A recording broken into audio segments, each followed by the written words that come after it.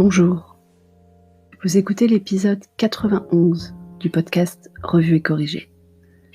Cet épisode est tiré d'un billet du blog publié le 21 mai et s'intitule « Effet d'annonce ». Elle commence à me courir, la directrice d'école de Petit-Dôme. J'espère que je ne vous ennuie pas avec toutes mes histoires de télé-école, mais ça occupe quand même une grande partie de mes journées, cette histoire. Nous avons reçu l'organisation officielle pour le reste de l'année scolaire, soit du 25 mai au 3 juillet.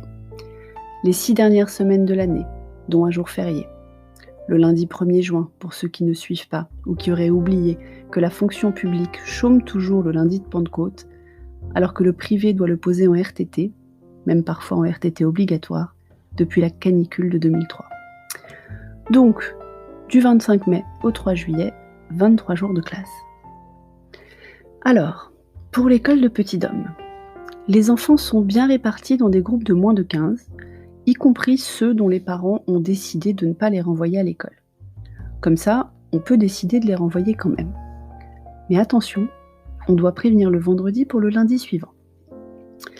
Ça fait donc 3 groupes pour chaque niveau, du CP au CM2, soit 15 groupes. 5 groupes sont affectés au lundi-mardi et 10 groupes sont affectés au jeudi-vendredi. Mais il n'y a que 4 profs les lundis-mardis et 5 profs les jeudis-vendredis. Donc tous les groupes ne sont pas accueillis toutes les semaines. Si on décide de renvoyer Petit-Dôme à l'école, il aurait droit à 4 jours d'école, dont les 28 et 29 mai de la semaine prochaine, qui nous sont déjà enlevés puisqu'on a refusé de l'y envoyer et qu'on n'a pas le droit de changer d'avis avant vendredi 29 au soir. Auquel cas, il pourrait y aller les 18 et 19 juin. Et comme beaucoup de maîtres sont absents, ils vont tous envoyer des devoirs à leurs classes respectives le dimanche soir pour toute la semaine. Les jours de présence en classe, les maîtres présents pourront aider les élèves sur les devoirs, mais ne donneront pas cours. Donc il faut qu'on m'explique un truc. Pendant le confinement, Petit-Dôme avait des devoirs grosso modo 4 jours par semaine, et Bordeaux est à la semaine de 4 jours, et nous recevions les corrigés régulièrement.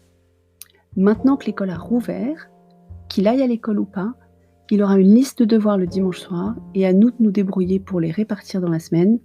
Je ne sais pas ce qui se passera pour les corriger. C'est un peu du foutage de gueule ou beaucoup ?